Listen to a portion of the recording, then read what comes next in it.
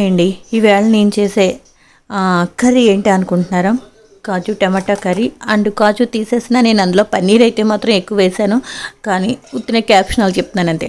అయితే కాజు వేసుకున్నా పర్వాలేదు. ప్లస్ ఏంటంటే కాజు నేనైతే గ్రేవీ వేసేసాను. బెస్ట్ అందరికీ తెలిసిందే కదా.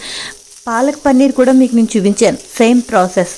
కాకపోతే ఇవి అయితే మాత్రం టమాటా ప్యూరీ పేస్ట్ అయితే మాత్రం ఆడేసుకుని ప్యూరీ అయితే మాత్రం చేసుకున్నాను. ఇది ఏంటా అనుకుంటున్నారా అందరూ? చైనీస్ చిల్లీ పేస్ట్ అయితే మాత్రం నేను స్టోర్ చేసుకుని మా అబ్బాయి అయితే పెట్టాడండి.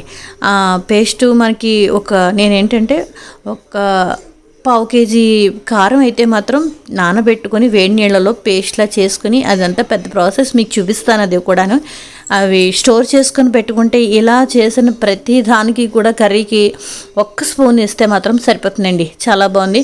కొంచెం జీలకర్ర పొడి, ధనియాల పొడి, మసాలా పొడి ఇవన్నీ వేసాను. లాస్ట్ పెరుగు వేసాను. టేస్ట్ కమ్మదానం వస్తుంది పెరుగు వేస్తే, చిక్కటి పెరుగు అనమాట. కూర అయితే మాత్రం అద్భుతంగా ఉందండి. ఎప్పుడైనా సరే నేను ఇన్స్టెంట్ చపాతీలు తెచ్చుకున్న తర్వాత ఈ ప్రాసెస్ అయితే మనకు కొంచెం పెద్దదిగా ఉంటుంది. నేను అందుకనే ఈ విధంగా కర్రీకి మాత్రం ప్రిఫరెన్స్ ఇచ్చానమాట. ఇంట్లో కర్రీ చేసి చపాతీలు చేయాలి అంటే కొంచెం టైం తీసుకుంటుంది. ప్లస్ ఇంకోటి ఏంటి అంటే అవి కర్రీ చేసేటప్పుడు సాల్ట్ చాలా తక్కువ పడుతుంది. పన్నీర్ కర్రీకి అయితే మాత్రం ఎక్కువ వేసుకుంటే మళ్ళీ మనం తీయలేము. జాగ్రత్తగా చూసుకుని వేసుకుంటే సరిపోతుంది.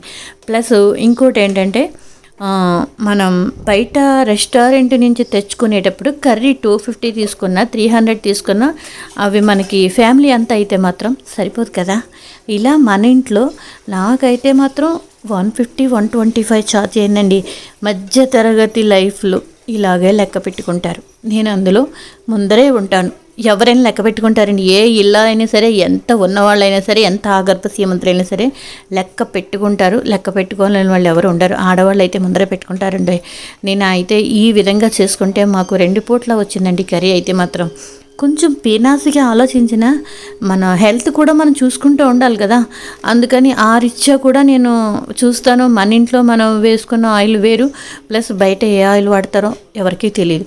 అది ఫ్రిడ్జ్లో పెడితే కూడాను గడ్డ కట్టేస్తుందండి. ఆయిల్ మంచిది కాదు అంటున్నారు. నేను అది కూడా చూశాను.